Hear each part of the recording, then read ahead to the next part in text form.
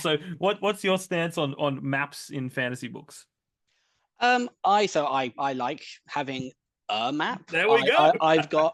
I've revised mine for a Reign of Emerald Fire, but I just like a general Yeah, world view. Like yeah, for my own personal use, I didn't want to bother going into nitty gritty details of this is all the yeah, terrain and this is the thing. yeah. I basically got Like world, location.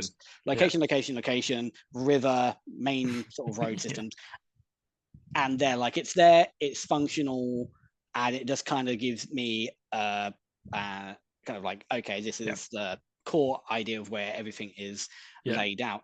Mostly that was from when I originally drew the map. That was just for me to make sure that as I was writing, as I were traversing the world, that yeah, it all made sense yeah, because I require that yeah. Visual. Yeah. visual kind of thing because I just my brain doesn't work very well quite a lot of the times. Otherwise they're walking And around in circles. yeah, Yeah. pretty much. And like, hang on, no, they took a left turn at Albuquerque Yeah. there, and now they're back at Yeah. or wherever. And then obviously when it just came time to having the book published, I thought, well, okay, I might as well have that included. Yeah. I saw that conversation about the, and I actually really because I believe it was like using historical the explanation of like they didn't really use maps and the idea of the world Yeah. being I thought that was a really valid point. I thought that was a really good reason to not have maps Yeah. and to not have that. But I like maps, so I'm Yeah. having a map. Yeah. Yeah. But no, I can Yeah. totally see why that was Yeah. No, it's that the choice. author's idea. But Yeah. yeah, Yeah. No, Well, and as it will. someone who reads a lot of fantasy books, if I don't open the first page after the dedications and that, there's not a map of the world that I'm just about to read into, it's yeah, not a fantasy book for me. Yeah.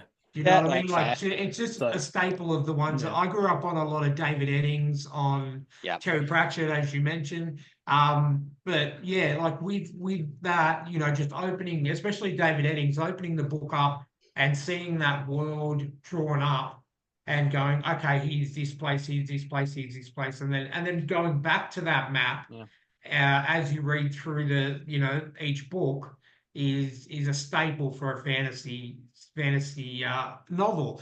And so I can understand where when Yeah. Jamie said like there's only one person that doesn't like maps that we've come across. But yeah, no, I guess it's the era that I grew up on, the books that I read, but they all just even going to Lord of the Rings, it's something as popular as that. Yeah. It's filled with, maps, Elvish songs, and all these kind of Yeah. amazing things that make you feel like you're part of that world. And to me, yeah, Mm. by seeing that map, I feel like I'm part of the adventure because I've got the same map that what the characters are looking at when they're planning their adventures out. So yeah, yeah. no, So totally. what we're saying here is you don't judge a book by its cover, you judge it by its map. Judge it by its map, Lack clearly. of map, yes, Clearly. definitely. I pride my fantasy books on the is it cardology? The map Cartography, design, yeah, yeah. yeah, And if there's no map, there's no reading for me. So yeah, I'll No, just chuck it straight in the bin, no matter how much I pay for it. that's yeah, a slogan right there. No map, no read. No yeah. maps, no read. Yeah.